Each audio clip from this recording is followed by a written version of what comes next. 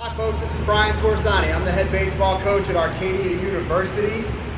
I'm here today with Figure It Out Baseball. I'm going to talk to you about a topic that we work on a lot in our program, and that's the topic of bunting, and in particular what we call pressure bunts, and how to execute those, why we use them, and how it might be able to help out the individual player and a team to, again, score more runs and at the end of the day, win more games.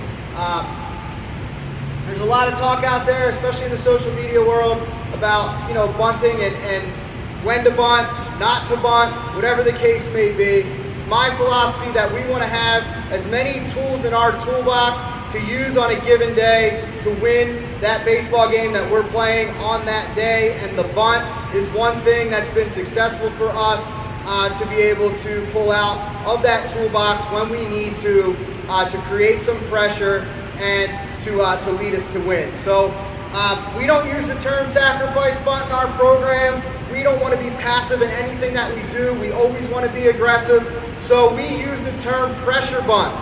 You can see here that I have 2 hula hoops set up on the ground. We're in our indoor facility. It's a very fast surface. It doesn't really simulate a grass field that we like the one that we play on.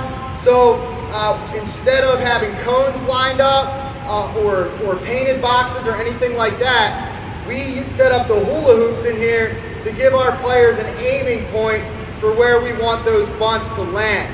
When we're out on our field, we do have boxes painted on our field down the lines for our fall season. They start 25 feet from home plate, they end 45 feet from home plate, and they come in 10 feet off the foul line. And our goal there is to try to get these pressure bunts to stop in those boxes, depending on what side of the field we're aiming for. So, technique-wise, we want our guys to be there with their front foot at the front of home plate. We don't want to be all the way up in the box because we want to give ourselves a shot to put this bunt a little more down the lines.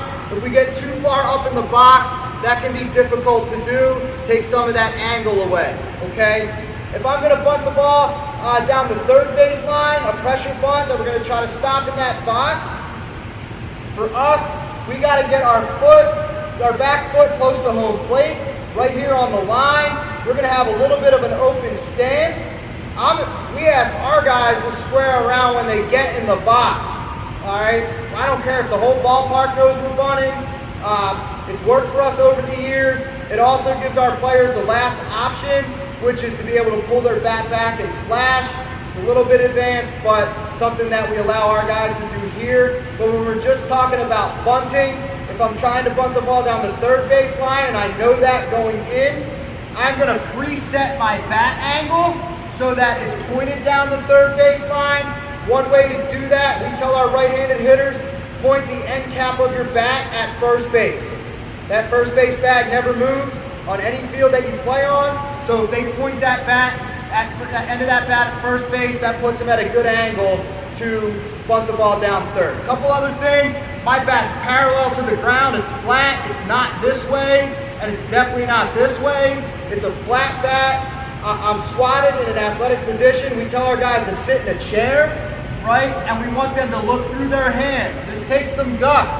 They need to make sure that they keep their nose and their bat connected.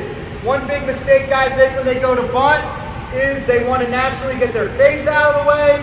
They pull their head out of the way. They can't see the ball anymore. They foul it off. They pop it up. They miss it, whatever the case may be.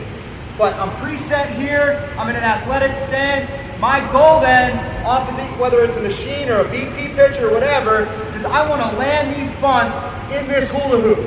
What that's going to do is it's going to get the ball on the ground in a hurry. So at the very least, we're advancing runners. It's also going to hit and kick down the line a little bit, hopefully not too hard. We're trying to put these pressure bunts in a spot that makes it tough for the defense. That third baseman, that pitcher are going to have to communicate, all right? And so a lot of times when we do this, our hitter will end up safe at first base.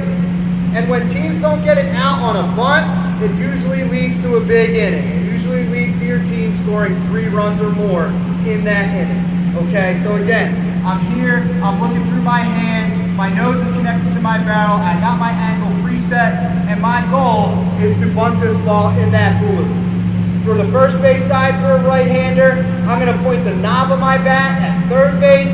Same rules apply with our stance, right? And I'm just going to try to bunt that ball in that first base hula hoop. Left-handers is exactly the opposite. Looking in the mirror, same type of setup, same flat bat. If I'm going down third, knob to first base, bunt it in the hula hoop. If I'm going down first, end cap to first base in the hula hoop. Again, these are show early bunts that we want to work on, putting them in the best spots to create pressure. If you're a high school player or younger right now, that this is a skill you can learn that can keep you in the lineup, especially if you're a good defender, can help your team win games. You're going to make a lot of your coaches really happy if you learn how to bunt at an early age. So again, this is Bryan Torresani. I'm the head baseball coach at Arcadia University. I'm here today with Figure It Out Baseball. Thanks.